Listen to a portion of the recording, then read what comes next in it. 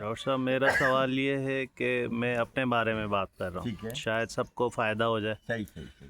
کہ یہ غصہ کیا ہے اور غصہ کس کیفیت کا نام ہے، اور اس کو جو ہے مطلب ختم کرنے کے لیے کیا ایسی چیز کرنی چاہیے، کیونکہ یہ غصے کے لیے کہا گیا ہے کہ عقل بھی ضیاع کرتا ہے.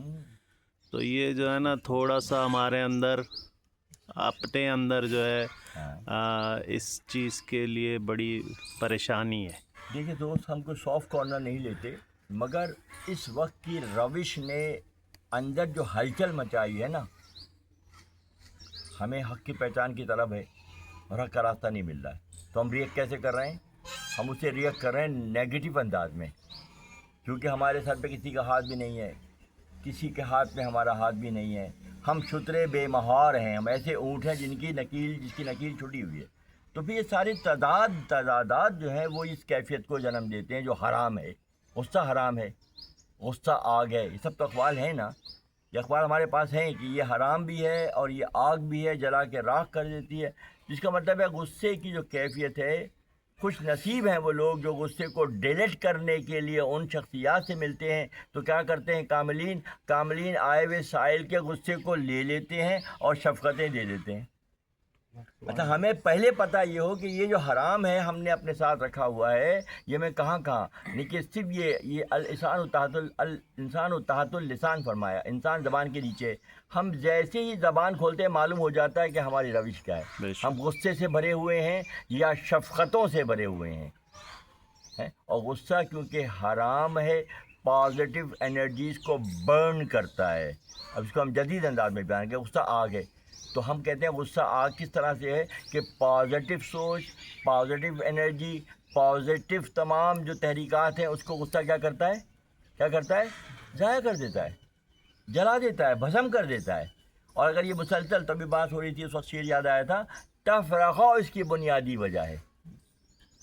یعنی کہ میرا اور آپ کا مزاج نہیں مل رہا.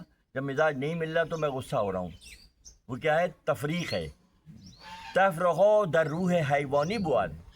جیسے تفرقہ جگہ بنائے گا، ہماری روحیں انسانی روح سے نکل کر حیوانی روح بن جائے گی. ہم حیوانوں کی طرح شہوت کریں گے، ہم حیوانوں کی طرح بیہیو کریں گے، ہم حیوانوں کی طرح لوگوں کو ٹکر ماریں گے. ہماری زبان اور ہاتھ سے دنیا محفوظ نہیں ہوگی. کب ہوگا؟ جب تفرقہ جگہ بنائے گا. اور تفرقہ کیوں وہ بنائے گا کہ اس میں پھر غصے کا عنصر شامل ہو جائے گا. اور وہ غصہ ہماری اچھی خاصی کارکردگی کو، قرآن میں ایک ایسی بڑھیا کا ذکر ہے جو صبح سے شام تک سود کاٹتی ہے اور شام کو اپنے ہاتھ سے ریزہ کر دیتی ہے. تو غصے کی مثال یہ ہے کہ ہماری تمام تر پازیٹیوٹی کو غصہ آگ کی طرح سے جلا کے راکھ کر دیتا ہے، اس لیے حرام ہے. اب بات یہ ہے کہ حل کیا ہے؟